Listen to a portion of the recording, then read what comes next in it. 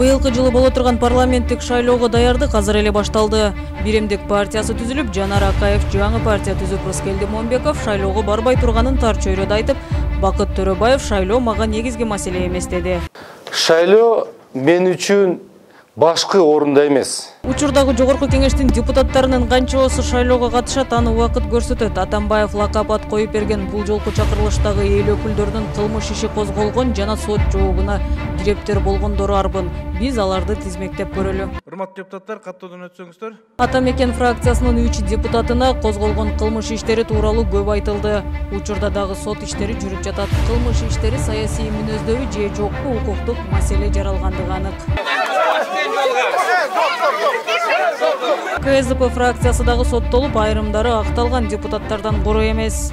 Азыр кырдаалды көрүп атасыздар. Фракциянын лидери Иса Өмүркулов Бишкек шаарынын мэрі болуп турганда жер маселеси боюнча соттолуп кайра акталган. Ал эми КСДПнын мурдагы депутаттарынын бири Музафар Исаков дагы жер маселеси боюнча сот жообуна кирептер болгон. Жанагында чыккынчы деген сөз дагы. Учурда КСДП фракциясынын депутаттары Карамушкина менен Кудрановага Кой таш окуясы боюнча айыптар тагылып, тергөө иштери жүрүүдө. Суд принял решение, что только домашний арест, поэтому я могу общаться со всеми и, в принципе, с телефоном пользоваться интернетом.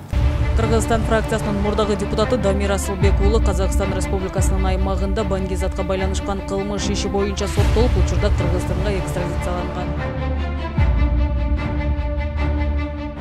Республика фракциясынын жана партиясынын мурдагы лидери Өмүрбек Бабановго козголгон кылмыш иштери жана ага байланыштуу окуялар коомчулуктун эсинде. Аны жогорку кеңештин мандатынан ажырашына ушул жагдайлар себеп болгон.